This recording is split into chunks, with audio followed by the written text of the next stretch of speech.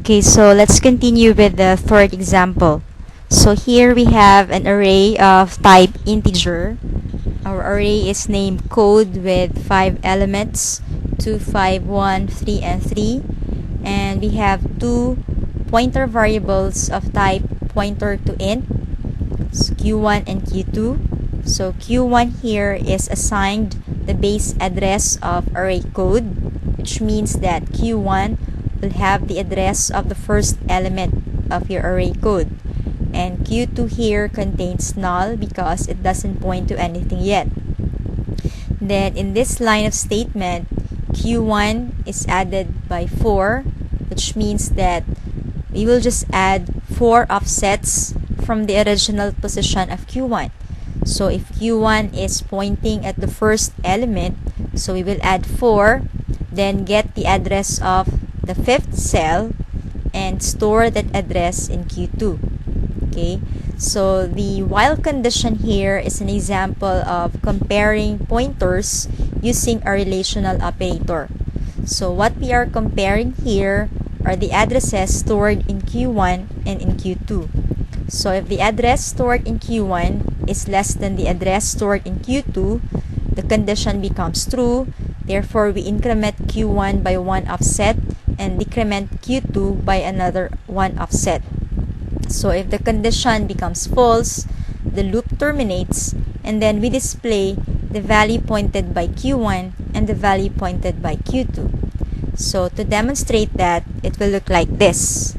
So this is our array code with 5 elements, 2, 5, 1, 3, and 3. Then assuming that the base address starts at address 400, and assuming also that in this machine, an integer allocates 2 bytes of memory. Okay, so that the next address would be at address 402, then 404, then increments of 2. No? So if we execute this statement, which we have done during the declaration part, where we combine the declaration with the initialization, so q1 will have the address 400 stored in it, and q1 will be pointing to the first element, and q2 of course is still null. No? So if we execute also the statement, so we will be counting 4 offsets from the position of q1. It's 1, 2, 3, and 4. Get the address of this location 408 and store that in q2. Okay, then going into the while condition, we compare the addresses stored in q1 and q2. So since the address stored in q1 is 400 and it's less than the address stored in q2, which is 408, the condition is true. Therefore, we increment q1 by 1 offset. So q1 now will have the address 402, and it will be pointing to the second element, which is 5. Then decrement q2 by 1 offset. So q2 now will be pointing to the fourth cell, and its address will contain 406.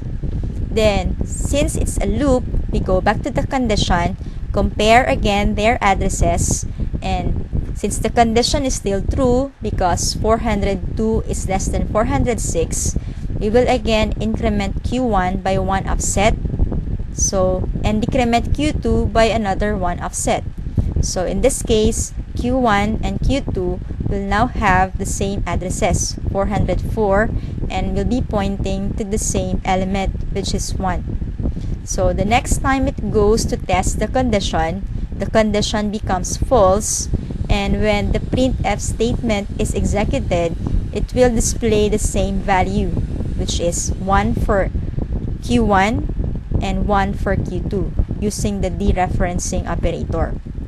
Now, how about if instead of comparing the addresses stored in q1 and q2, we compare the values pointed by q1 and q2? So in this case, we will put an asterisk here, or a dereferencing operator here and here, which means that we will no longer be comparing the addresses, but we will be comparing the value pointed by q1 and the value pointed by q2. So what do you think will be printed in this printf statement? Okay, so let's go back to this example here. So if we compare the values pointed by Q1 and Q2, so first condition, or first iteration of the loop, Q1, the value pointed by Q1 is 2 and the value pointed by Q2 is 3. So since 2 is less than 3, so we increment Q1 by 1 offset and decrement Q2 by 1 offset. And then compare again the value pointed by Q1 and the value pointed by Q2. So since the value pointed by Q1 is 5 and the value pointed by Q2 is 3, the condition now becomes false and the loop terminates. So the final output, if we execute the printf statement, will display 5 for the value pointed by Q1 and 3 for the value pointed by Q2. So they will display different sets of output if we compare the addresses and compare them with the values they are pointing. Okay. Then we also have pointers to pointers, which is actually a form of multiple indirection or a chain of pointers. So the examples I have been showing you are examples showing single indirection, which means that you have a variable and you have a pointer. And when this pointer contains the address of this variable, then the pointer would be pointing to the value contained in this variable. That's an example of single indirection. An example of multiple indirection looks like this. So now you have a pointer to a variable. So meaning to say, this pointer will contain the address of another pointer, where this pointer will contain the address of an ordinary variable. Okay, so you can extend the level of indirection, but it's not really advisable because of the difficulty of tracing pointers. Okay, so for instance, if you want to declare a pointer to a pointer of type int, this is how you do it.